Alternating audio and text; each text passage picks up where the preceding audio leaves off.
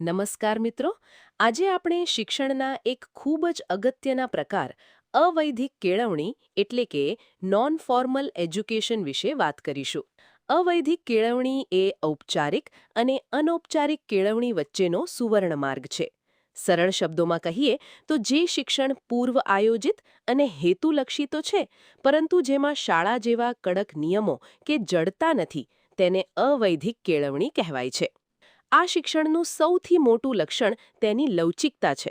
અહીં શાળામાં જવાનો ચોક્કસ સમય, હાજરીના કડક નિયમો કે ઉંમરનો કોઈ બાદ હોતો નથી.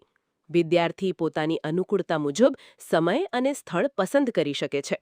તેમાં સ્વ-અધ્યયન એટલે કે જાતે શીખવા પર વધુ ભાર મૂકવામાં આવે છે. અને ઔપચારિક શિક્ષણની જેમ જ આનામાં પણ માન્ય પરીક્ષા લેવાય છે અને ડિગ્રી કે પ્રમાણપત્ર આપવામાં આવે છે. તો હવે પ્રશ્ન થાય કે આ શિક્ષણ કોના માટે જરૂરી છે? જે બાળકો આર્થિક કે સામાજિક કારણોસર અધવચ્ચેથી ભણતર છોડી ચૂક્યા છે, તેમને ફરીથી શિક્ષણ સાથે જોડવા માટે આ ખૂબ જ ઉપયોગી છે.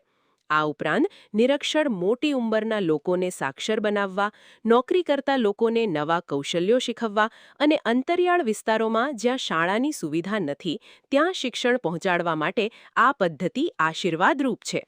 આપણા દેશમાં doctor Baba Saheb Ambedkar open university અને ઇગ્નુ દ્વારા અપાતા દૂરવર્તી અભ્યાસક્રમો, રાષ્ટ્રીય મુક્ત વિદ્યાલય એટલે કે NIOS, પ્રૌઢ શિક્ષણ કેન્દ્રો અને સ્વયં જેવા ઓનલાઈન પ્લેટફોર્મ આ અવૈધિક કેળવણીના જ ઉત્તમ ઉદાહરણો છે.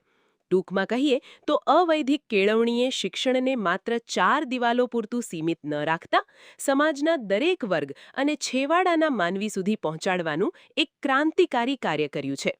જો તમને આ માહિતી ઉપયોગી લાગી હોય તો વિડીયોને લાઇક ચોક્કસ કરશો અને ચેનલ સાથે જોડાયેલા રહેશો. સૌનો આભાર.